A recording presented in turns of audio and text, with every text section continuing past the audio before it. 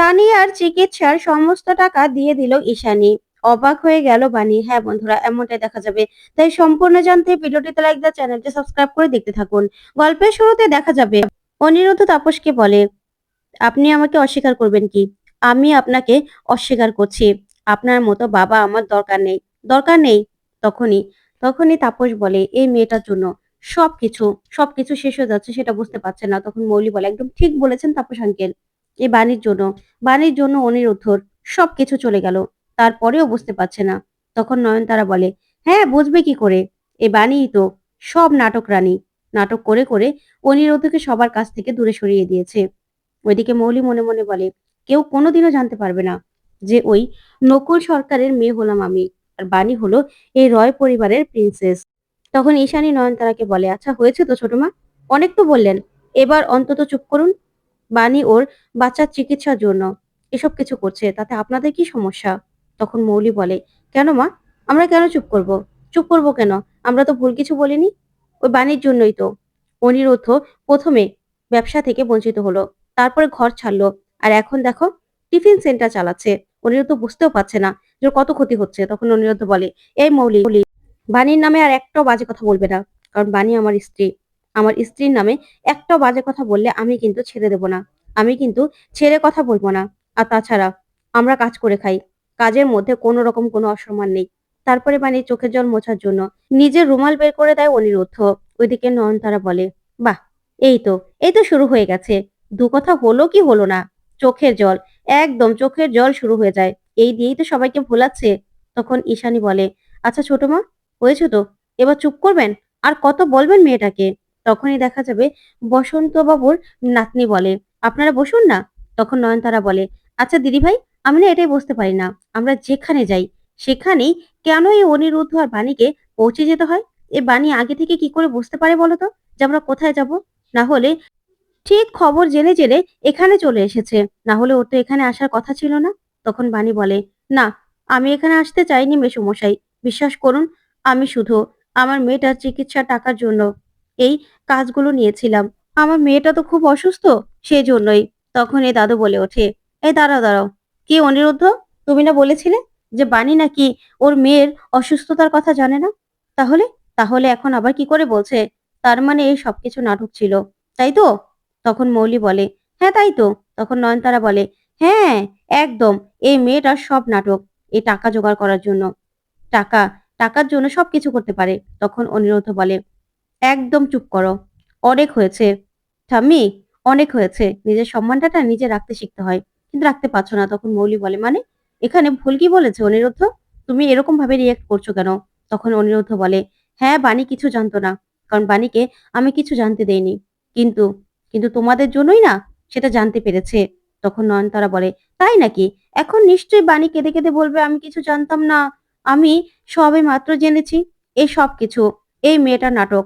আমি জানি তো এই মেয়েটা অনেক নাটক করতে পারে। এই বাণী ডাকাত রানীর সঙ্গে থেকে থেকে না অনিরুদ্ধ তোমার জীবনটা পুরো শেষ হয়ে যাচ্ছে। সেটা তো তুমি বুঝতে পারছো না। তুমি যদি আমার দিদিভাইকে বিয়ে করতে, রাজত্ব, রাজকন্যা সবকিছুই তো তুমি পেতে। তখনই বাণী রেগে যায় আর বলে, না, একদম বাজে কথা বলবেন না। আমি কোনো রকম কোনো নাটক করিনি। আমার মেয়ে অসুস্থ। সত্যি আমার মেয়ে খুব অসুস্থ। আমার মেয়ের অসুস্থতা নিয়ে আমি কেন কেন নাটক করব? আর তাছাড়া আমি তো কাজ করছি। আর মিস্টার চ্যাটার্জির ব্যবসায়ের নিজের খাবার নিজে হোম ডেলিভারি করতে এসেছে। এখানে তো অসম্মানের কিছু নেই। তখন অনিরুদ্ধ বলে, হ্যাঁ তাই তো। কিন্তু তারা এগুলো কি করে বুঝবে? এদের তো এগুলো বোঝার ক্ষমতা নেই। তখন ঈশানী বলে, আচ্ছা চুপ করুন না আপনারা সবাই। তারপরে ঈশানী বাণীর কাছে আসার এসেই বলে, বাণী, সবার হয়ে, অনিরুদ্ধ, সবার হয়ে আমি তোমাদের কাছে ক্ষমা চাইছি। বিশ্বাস করো, আমার না মুখ নেই। তবে সেদিন সেদিন সাথীর সাথীর আবদারটা আমি রাখতে পারিনি। আমাকে ক্ষমা করে দাও। তখন অনিরুদ্ধ বলে, না না মাসিমা, আপনার তো এখানে দোষ নেই। তাহলে আমি কেন আপনি শুধু শুধু আমাদের কাছে ক্ষমা চাইবেন? আপনি আমাদের কাছে ক্ষমা চাইবেন না। তখন বাণী মৌলিকে বলে, মৌলি দিদি, কাজকে আপনি খুব ছোট মনে করেন তাই না? আসলে এই যে রান্নার লোক, কাজের লোক, তাদেরকে এত ছোট করে আপনি কথা বলেন। কিন্তু এই লোকগুলোই যদি আপনার জীবনে একদিন না থাকে, তাহলে আপনার জীবনটা চলবে? বলুন তো? আপনার অফিসে, বাড়িতে এই লোকগুলো ছাড়া আপনার চলবে? চলবে না তো। কারণ নিজের কাজটা আপনি নিজে করতে জানেন না। তাই এই মানুষগুলোকে না আপনি ছোট করে দেখেন। কিন্তু এই মানুষগুলোই না মানুষের জীবনে অনেক বড় একটা ভূমিকা পালন করে। যেটা সেদিন বুঝবেন, যেদিন আপনি নিজের কাজ নিজে করবেন। তখনই বসন্ত কাকু বলে ওঠে, "হ্যাঁ, বানি তো একদম ঠিক কথা বলেছে। ও নিজে, নিজে পরিশ্রম করছে। আর তাছাড়া অনিরুদ্ধ আর বানি ছাড়া আজকে তো এই অনুষ্ঠানটা হতোই না। আমাকে ক্যানসেল করে দিতে হতো। তাই ওদের তো একটা টিপস পাওনা থাকে, তাই না?" তখন বানিকে ডেকেই বসন্ত কাকু কিছু টাকা দেয় আর বলে, "নাও মা, টাকাগুলো হাতে রাখো। তোমার মেয়ের চিকিৎসার জন্য কাজে লাগবে। তোমাকে না অনেক আশীর্বাদ করছি। তোমার মেয়ে তাড়াতাড়ি সুস্থ হয়ে যাবে।" ওদিকে মৌলি প্রচন্ড রেগে যায় আর বলে, "গ্র্যান্ডমামি, বলো তো এই বানি সব জায়গায় এত মহান হয়ে যায় কি করে? আমি না কিছুতেই সহ্য করতে পারছি না। আর অনিরুদ্ধ সবসময় বাণীর হয়ে কথা বলছে। আমাকে না ওদেরকে আলাদা করতে হবে।" তখন মৌলি মনে, মনে বলে, "এই দোলের দিনেই তোমাদেরকে এমন ব্যবস্থা করব না, হোলি না খেলে তোমরা রক্ত দিয়ে খেলবে।" ওইদিকে বসন্ত কাকু দাদুকে বলে, "চলো, চলো ভিতরে চলো দেবনাথ।" তখন দাদু বলে, "না, আমরা এই মেয়েটা যেখানে এসেছে সেখানে খাবো না। একদম খাবো না।" তখন সবার কাছ থেকে বিদায় নিয়ে দাদু, দাদু নয়নতারাকে নিয়ে আর মৌলিকে নিয়ে সেখান থেকে বেরিয়ে পড়ে। ওইদিকে, ওইদিকে পিনাকি, পিনাকি নিজেদের গিফট দিয়ে প্রকাশকে বলে, "প্রকাশ চলো।" তখন প্রকাশও গিফট দিয়ে সেখান থেকে চলে যায়। তখন ঈশানী বাণীকে বলে, "বাণী, আমার আশীর্বাদ সবসময় তোমার সঙ্গে আছে। দেখো, তানিয়ার কিচ্ছু হবে না। আমি তোমাকে বলে দিচ্ছি। তানিয়া ঠিক তাড়াতাড়ি সুস্থ হয়ে যাবে। দেখো, ওর চিকিৎসার টাকাও জোগাড় হয়ে যাবে। তুমি চিন্তা করো না।" তখন বাণী বলে, মা, বিশ্বাস করো, সত্যি, সত্যি আমার মেয়েটা না খুব অসুস্থ। ওর অসুস্থতা নিয়ে আমি কোনো মিথ্যা কথা বলছি না।" তখন ঈশানী বলে, "আমি জানি, আমি জানি মা।" তখনই, তখনই ঈশানী মনে, মনে বলে, "না, আমাকে যে করেই হোক টাকা জোগাড় করতেই হবে। না হলে যে আমি সাথীর কাছে মুখ দেখাতে পারবো না। তবে অনিরুদ্ধকে জানানো যাবে না।" তখন সাথী বলে, "তুমি চিন্তা করো না, ঠিক হয়ে যাবে।" তখনই বাণী প্রণাম করে আর মনে, মনে বলে, "তোমাকে তো মা বলে ডেকেছি। তুমি আমার মা।" তারপরে দেখা যাবে বাণী আর অনিরুদ্ধ হসপিটালে আসে। তখন তানিয়াকে দেখে বাণী বলে, "মাম্মাম।" তখন বাণী এসে জড়িয়ে ধরে তানিয়াকে, আর তানিয়াও। তখন তানিয়া বলে, "আচ্ছা মা, আমি কি সুস্থ হব না? আমি কি কদিন পরে স্টার হয়ে যাব?" তখন বাণী চমকে যায় আর বলে, "এসব কথা তোমাকে কে বলেছে মাম্মা?" তখন অনিরুদ্ধ বলে, "প্রিন্সেস, এসব কথা বলতে হয়? তোমার মা, বাবা দুজনেই এখনো আছে। তোমায় কিচ্ছু হতে দেব না আমরা। কিচ্ছু না। নাও, এবার একটু শুয়ে পড়ো তো। এবার একটু ঘুমাও।" তখন তানিয়া বলে, "মা, একটা গান গাও না।" তখন বাণী বলে, "এই হসপিটালে গান গাইবো?" তখন তানিয়া অনিরুদ্ধকে বলে, "বাবা, তুমি একটা গান গাও না।" তখন অনিরুদ্ধ বলে, "বেশ, আমি গান গাইছি। তুমি ঘুমিয়ে পড়ো।" তখন অনিরুদ্ধ গান গাইতে থাকে। আর তানিয়া চোখ বন্ধ করে ঘুমিয়ে থাকে। তখন বাণী কাঁদতে থাকে অনিরুদ্ধর গান শুনে। তারপর অনিরুদ্ধ গান গেয়ে বাণীকে বলে, "আচ্ছা বাণী, তুমি কি এখনো আমার উপর রেগে আছো? বিশ্বাস করো, তুমি চিন্তা করবে বলে আমি তোমার কাছে বলিনি।"